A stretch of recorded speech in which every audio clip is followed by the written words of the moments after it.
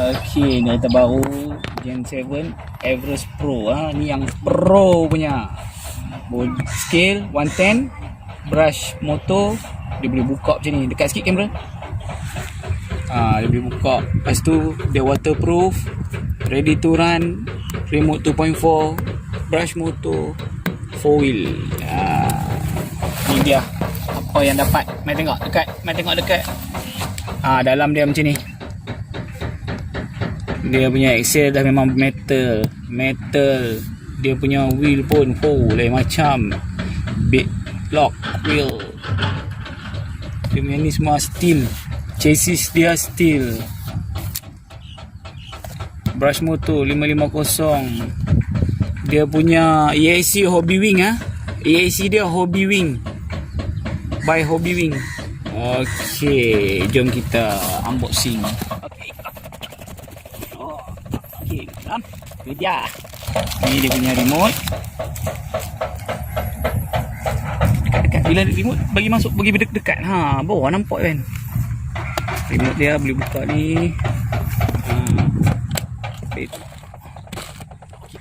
Ni dia punya kereta.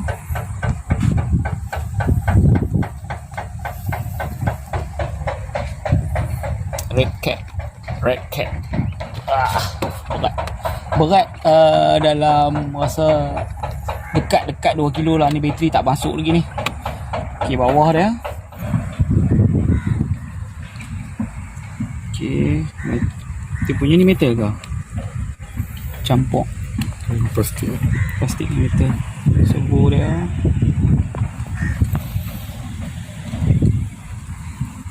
Okey, kita buka dalam.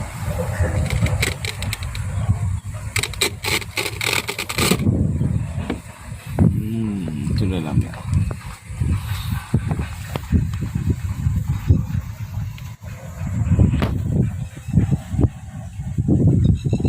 EAC Hobby Wing. Okey. Cepat je. Charger dia ready to run. Dia main charger. Dia bagi kepala ni. Lepas tu bateri 3000 dia bagi. 9 mAh bateri. Dia bagi apa ni? Dia pamphlet.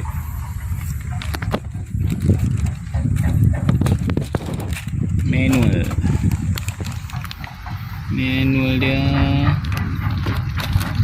Redcat Fast Affordable Fun.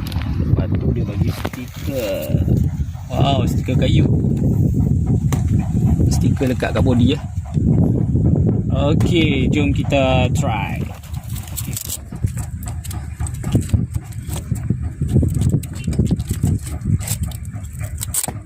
Okey. Tu kita on remote. Kita on remote. Kita cocok bateri. Lepas tu kita on. Ni on dia.